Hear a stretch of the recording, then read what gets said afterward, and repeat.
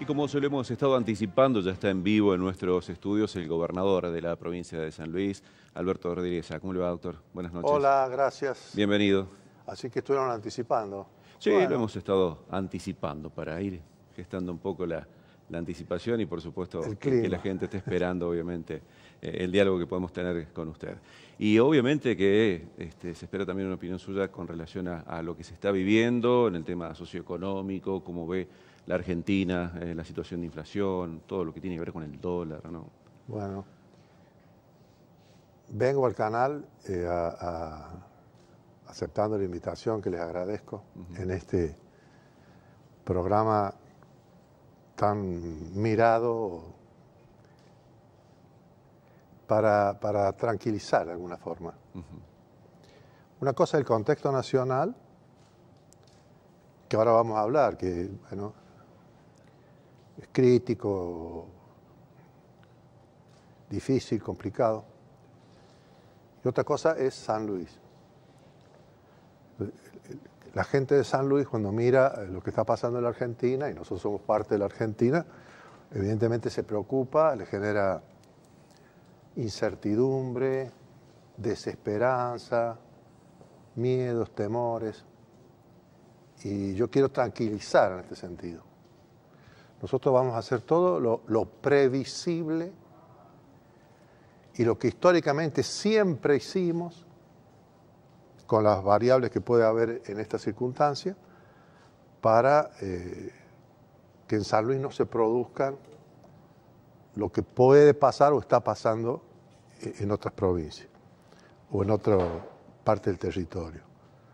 El temor al desempleo, el temor a los ajustes en lugares críticos, como puede ser baja de salarios, Claro. Todos estos temores que hay. Ajustar en salud, en educación, nada de eso va a pasar en San Luis. O vamos a tratar de evitarlo. Evitar el desempleo, la baja de salarios, todas esas cosas, no las vamos a hacer. Vamos a evitar el desempleo, no vamos a bajar los salarios, nada de esto va a pasar. Vamos a cuidar a los jubilados, vamos a cuidar a los chicos, a la educación pública, a la salud, a nuestros planes de inclusión, que todos estén tranquilos, preocupados por la Argentina, que nos duele, pero que en San Luis vamos a estar hermanados juntos para que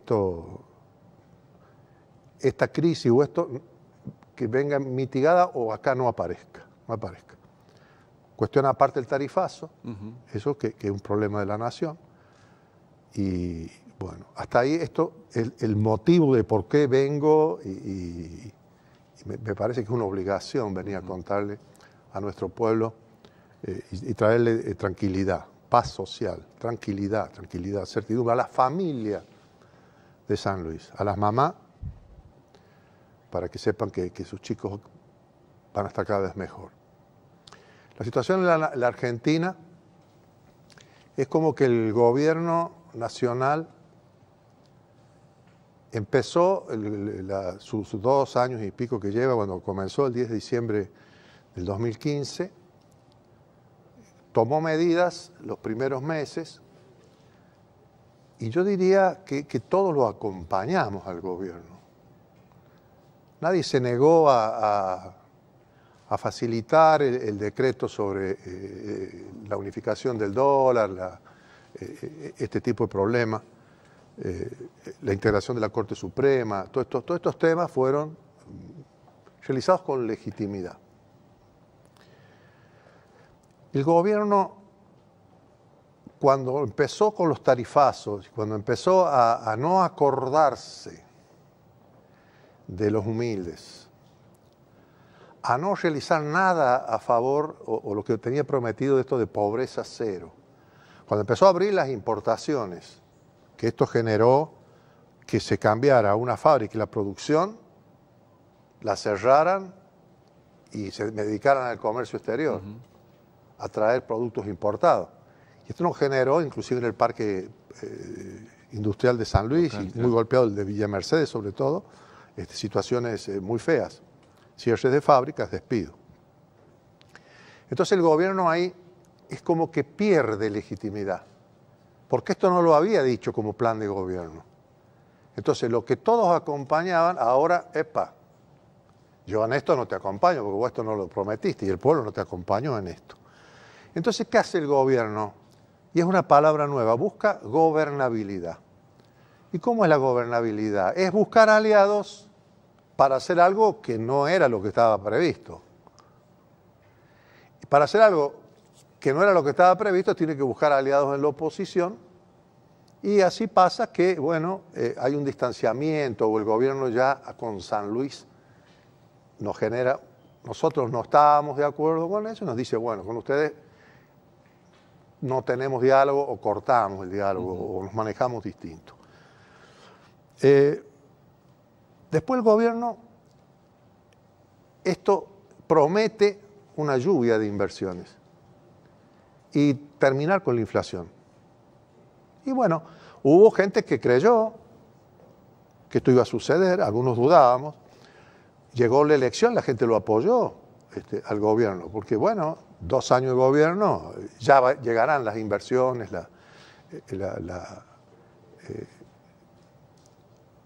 los capitales y la apertura de fábricas o lo que fuere. Y tampoco sucedió, tampoco sucedió. Y el gobierno comenzó a endeudarse, se iba endeudando.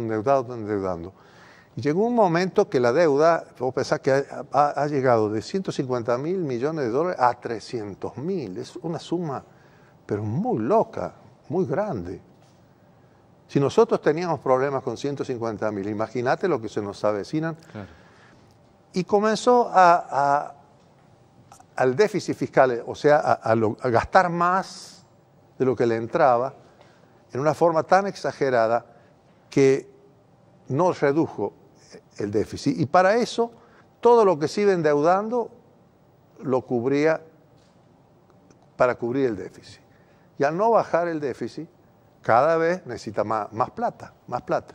Bueno, así llegan estos días en que ya los capitales golondrinas, que venían porque nosotros les dábamos unos altísimos intereses, comenzaron a dudar y se produce esto de esta semana pasada, esta especie de corrida. Y el gobierno se reúne y dice, ratificamos el plan, vamos por más, este es el plan, este es el plan.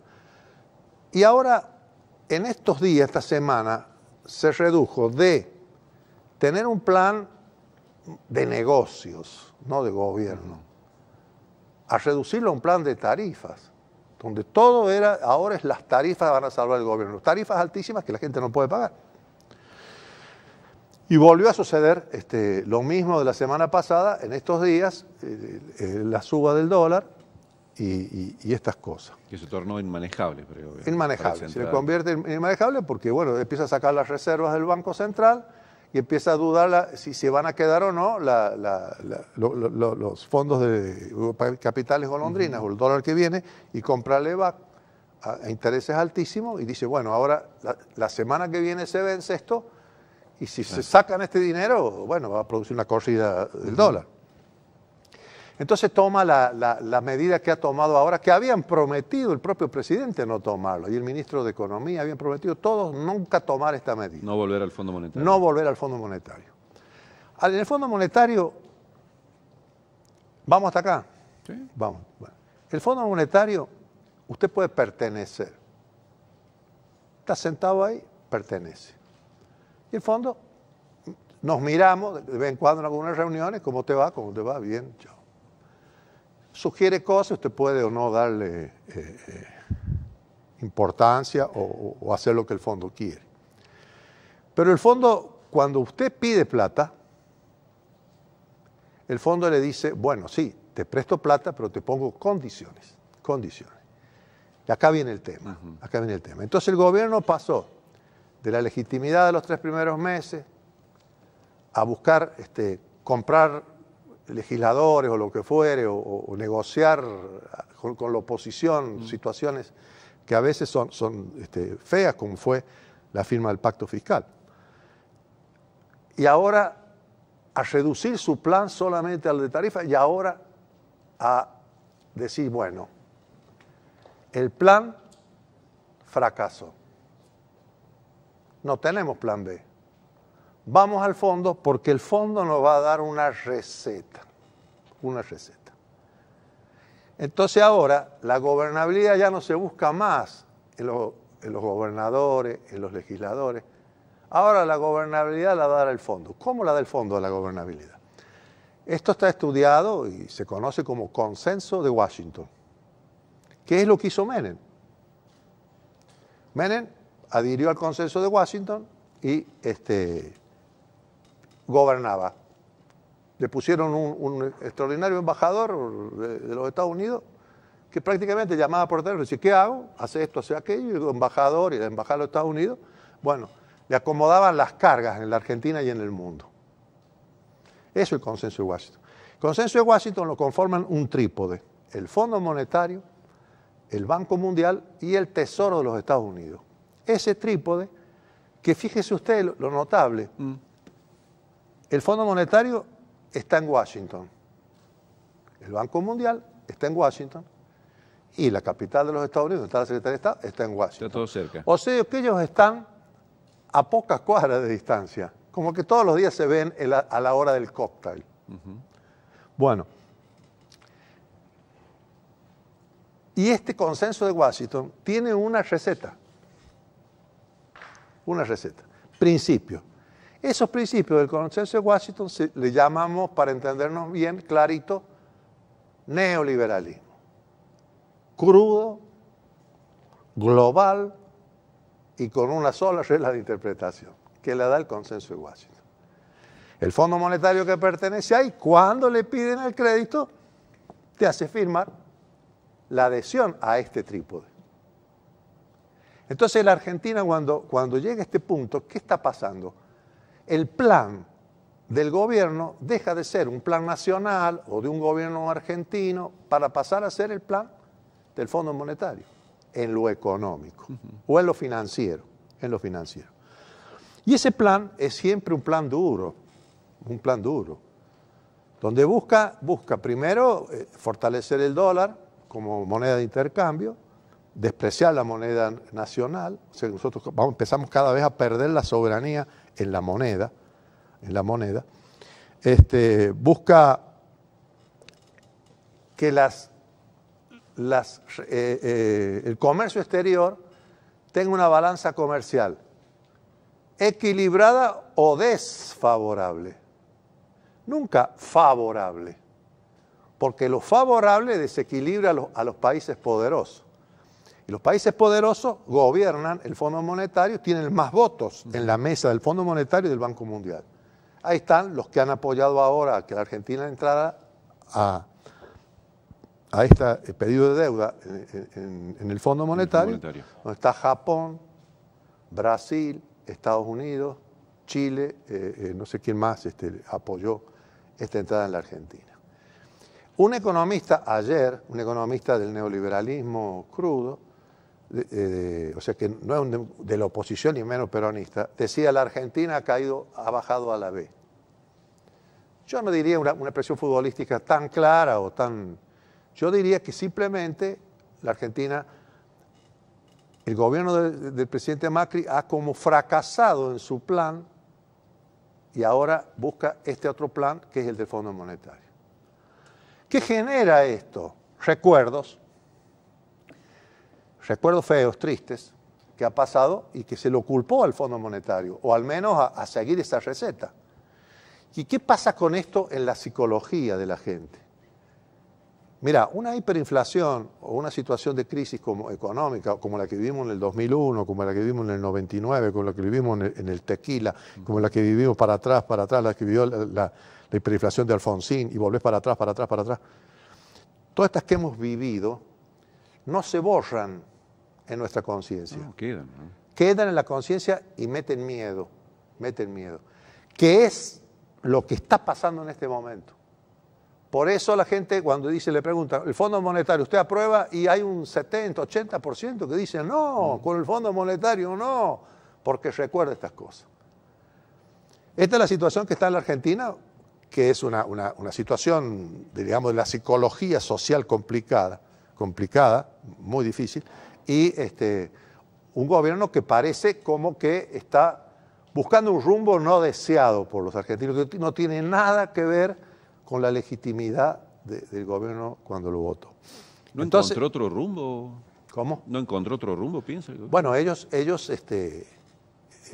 gobierno es un gobierno donde ha apostado fuertemente al capital extranjero, al endeudamiento, a las importaciones, y esto va en detrimento y golpea muy fuerte a las pymes, al comerciante criollo, al nuestro. Yo siempre miro como si fuera el comerciante de San Luis, el más fuerte es el mercedino. ¿Cómo es un comerciante mercedino? Un hombre que se levanta a las 4 de la mañana, cuando sale el sol, está levantando la cortina, está ordenando su negocio, está esperando la hora de abrirla, atiende personalmente. Es mucho sacrificio para que de golpe vengan mercaderías importadas o venga la quiebra de la industria nacional y no pueda financiar nada, no se pueda financiar ni siquiera la compra de los productos. Esto genera un terrible problema. Las pymes castigadas por el tarifazo. El tarifazo ha pasado de ser un porcentaje chiquito, la tarifa, dentro del presupuesto, dentro de los costos, a cubrir ahora una cantidad enorme, tan grande, que la única que le queda es poner el precio más alto. Cuando pone la pyme, el productor y el comerciante el precio más alto, tampoco vende, porque la gente no tiene forma de pagar. Entonces se hace un círculo vicioso muy complicado, provocado, deseado. ¿Por qué lo desean y lo provocan? Porque para hablar de que vengan los capitales y la lluvia de capital, el capital extranjero, que son muy poquitos y que es muy difícil que vengan, te pone condiciones. Y te dice, baja los salarios. Y bueno, ¿cómo vas a bajarlos? Entonces generan inflación para bajar los salarios. Esto es una maldad. Bueno, pone tarifas altas para garantizar inversiones en el mundo de la infraestructura energética. Y esto la gente no puede. Mira, así no se combate la pobreza, se siembra pobreza. ¿Qué es una persona pobre? Bueno, lo define el INDEC, está definido de mil maneras. Hay un economista que lo definió fácil, y sacó el premio Nobel, no por esta definición, pero sacó un Nobel. Dijo el economista, la persona pobre es aquella que le falta dinero para lo mínimo, para subsistir, le falta dinero. Como le falta dinero, es pobre. Entonces, ¿qué hace el gobierno? ¿Por qué está sembrando pobreza y por qué está provocando esto? Porque a la gente pobre le falta dinero y si vos le subís las tarifas y lo ahogás desde todo punto de vista y lo ahogás con la inflación, ahora le falta más dinero para poder pagar las tarifas y para poder llenar la góndola del supermercado. Le falta más dinero. Entonces, en vez de darle dinero a los pobres para que no les falte dinero, le quitas dinero a los pobres y se lo das a los ricos. ¿Pero qué ecuación es esta? ¿Qué forma de gobernar? Bueno, esto es lo que está pasando. Y es claro que, bueno, por ejemplo, el tema del aumento energético va muy por encima de los topes que han planteado también a nivel salarial, claro, o lo que ha aumentado la alimentación. El aumento energético, el gobierno no deja hablar, de cómo se compone la tarifa. Tomemos el gas. ¿De quién son? ¿Quién es el dueño del gas? Somos los argentinos, según las leyes, todo. Bueno, esto se concesiona, se le da a otro. ¿Quiénes son? ¿Quién hizo el camino para que llegue el gas hasta las ciudades? El gobierno nacional, a veces los gobiernos provinciales. ¿Quién hace el camino o el gasoducto para que te llegue a tu casa? El gobierno nacional, el gobierno provincial. ¿Quién hace la instalación? El dueño de casa. Ahora, el gas la salida del gas ahora es de no sé quién. Los acueductos de no sé quién. La distribución de no sé quién. Entonces, si todo esto te piden, bueno, pero si todo esto es nuestro y el gas también es nuestro, ¿por qué te quieres pagar una tarifa tan alta? Explícame. Y no, porque importamos gas. Bueno, y si importas gas, ¿por qué no decimos esto? Mira, vamos a hablar de la tarifa del gas que importas solamente de eso aparte. Pero mientras tanto, esta tarifa tiene que ser muy chiquitita, porque en realidad el vivo que está acá, el vivo que está en el camino y el vivo que distribuye, no pusieron nada. ¿Me explico? Sí, sí. Solamente estamos pagando el gas que importamos. Este es caro y difícil. Además, tampoco hacen el mantenimiento de la red, tampoco hacen inversiones. ¿Por qué tenemos que pagar el gas tan alto? Lo mismo la electricidad. El Chocón, Yacyretá, ¿quién lo hizo? Atucha 1, Atucha 2. ¿Quién lo hizo? Todo el Estado. Bueno, ¿quién hizo las líneas de alta tensión? Los transformadores. Hasta que llegó a tu casa. Sí, sí. Entonces, ahora hay que pagar todo eso, ¿a quién? ¿Por qué? Si importamos, bueno, veamos cómo va en la tarifa esto. Bueno, y se firma el pacto fiscal. Y San Luis no lo firmó. Y algunos me criticaron, ¿por qué no lo firmaba? Siempre lo mismo, San Luis. Bueno, porque no nos conviene.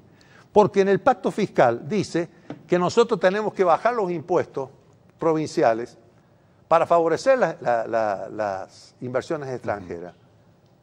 Y que los municipios deben bajar el ABL. Si yo firmaba, y tenemos que renunciar a las deudas, si yo firmaba el pacto fiscal, inmediatamente San Luis me podía haber hecho un juicio político porque no podés renunciar a la deuda, que la Corte Suprema te ha dicho que tenés razón, no podés bajar los impuestos porque no vas a poder gobernar. Y no le podés obligar a los municipios porque los municipios tienen autonomía.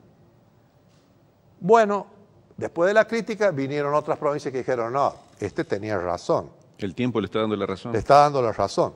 Entonces, La Pampa no adhirió o se desadhirió, lo mismo Santa Fe, y hay otras 8 o 10 provincias que están en situaciones parecidas.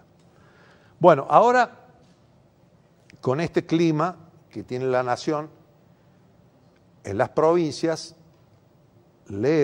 escucho, que en algunas provincias, o casi todas las demás, menos San Luis, se produce con esto un problema. Muchas provincias, siguiendo la corriente nacional, se endeudaron. ¿Cómo? ¿En qué moneda? Dólar. Dólar. Estaban adheridas a los planes estos, programas públicos provinciales de inversiones, donde supuestamente iban a recibir inversiones y que significaban un endeudamiento encubierto. Y, la supresión de la obra pública, y creo que hay otro elemento más, pero ahora no recuerdo. Bueno, ¿y ahora cómo apagan esa deuda? La provincia de Buenos Aires. La provincia de Buenos Aires tenía un déficit de casi 5.000 millones o más de dólares. Y se endeudó por una suma similar. Y sigue teniendo el mismo déficit. Y la nación le ha dado ahora, nos ha quitado a todos para darle a la provincia de Buenos Aires. Sigue teniendo el mismo déficit, tiene muchísima más plata y tiene una deuda ahora el doble o superior, casi impagable. Y entonces todos corren ahora y están perturbados. La provincia de San Luis no tiene deuda, no se va a endeudar. No tiene esos programas públicos, privados. Y ese tipo de programas de inversiones. ¿Qué son esos programas? Son programas donde la provincia pone más o menos el 20%. El privado busca un crédito internacional, pone el 80%. El privado que trajo el crédito hace la obra 4 veces más cara que la que hacemos nosotros. Y se queda con la concesión hasta que recibe el dinero de la inversión o o lo que fuere. 25 años. Esta experiencia se hizo, por ejemplo, en Inglaterra. Y en Inglaterra, cuando llegó el periodo de concesión, no podemos pagar la deuda. Entonces se quedaron con la concesión, tuvo que salir el Estado a pagar la deuda. Entonces eso significaría que nosotros íbamos a financiar, a endeudarnos a empresas privadas traídas de afuera que no ponían un peso. Nosotros terminamos con la empresa adentro,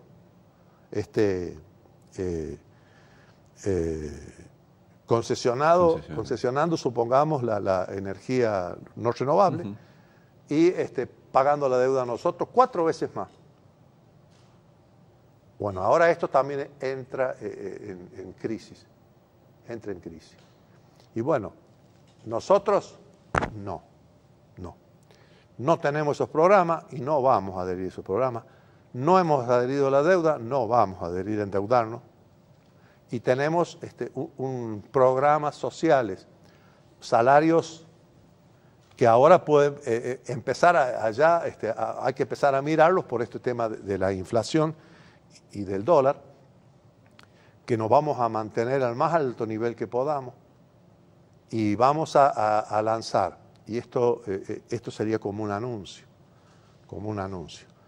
vamos en estas horas a tomar nuestro fondo anticrisis, que tantas veces hablamos. Sí.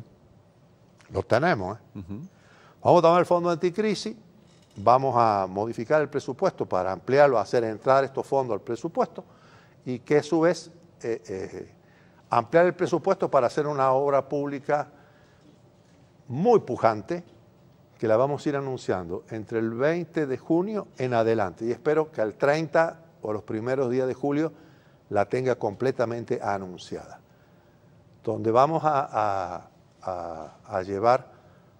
generar más trabajo de calidad, y vamos a llegar con soluciones y obras a la educación, a la salud, sobre todo a los pueblos de la periferia al centro, a los pueblos más lejanos, a los parajes, y a la familia. Vamos a hacer obras para que el barrio, la familia, el abuelo, el joven, el deportista, el joven, la gente de la cultura, sean favorecidos. Entonces, bueno, creo que esto va a traer tranquilidad, optimismo. Movilizar a la economía. Movilizar la economía. Bueno, en este sentido es un gran apoyo a las pymes y a los comerciantes, que ya lo sienten al efecto, porque toda esta movida que tuvimos el año pasado y que sigue hasta ahora y que va a seguir de los planes de inclusión y las distintas variantes del plan de inclusión que hemos hecho, está entrando mucho más dinero al comercio de toda la provincia, y a las pequeñas industrias y a economías familiares, a las empresas familiares, las de gastronomía, las de transporte, los carpinteros, los herreros, el peluquero, todos se ven favorecidos por esta política. Entonces, lo que la Argentina es incertidumbre, bueno, acá no, es certidumbre. Sabemos de qué se trata y estas cosas. Y por eso pido a la gente, a la familia, a las mujeres, al trabajador, a que recuperemos, si es que hemos perdido la confianza, recuperemos la confianza o mantengamos la esperanza. Siempre repito, y vale la pena decirlo, esperanza es pensar que mañana va a ser mejor que hoy. Yo vengo a sembrar esperanza. En San Luis, mañana va a ser mejor que hoy, el mes que viene va a ser mejor, y después el año que viene va a ser mejor. No nos vamos a endeudar. Y se ha probado, miren, 1000 veces que en esto tenemos toda la razón del mundo. Endeudarse es lo peor. Si podés endeudarte, si necesitas una obra, como necesitaría el país, las obras de infraestructura energética, podés endeudarte. Ahora, mirá, estos 150.000 millones de dólares que la Argentina ha pedido prestado y que ahora pertenecen a la deuda externa y que no se sabe dónde están, se hubieran dedicado al desarrollo de Vaca Muerta, se llama el gran, bueno, Vaca Muerta significaría 400 años de gas y de petróleo para la Argentina, más. Tenemos 400 años de autoabastecimiento. Consumiendo lo que estamos consumiendo ahora. Algunos con autoabastecimiento, otros con gas o petróleo importado.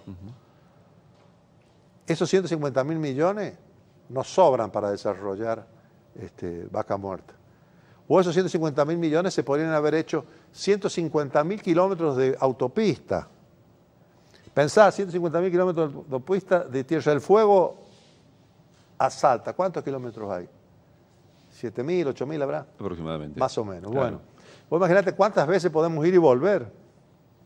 Y cruzarnos de este a oeste, de norte a sur, este a oeste, muchas veces. Y nos sobran carreteras, no tendríamos carreteras para hacer. O el problema que hay en la Ruta 7, ¿no? ¿Y cuánto solucionaríamos con eso? Imagínate, eso sería pleno empleo, desarrollo, sería, la gente vería en todos los parajes, los pueblos, vería carreteras, que está la gente trabajando, trabajo para todo.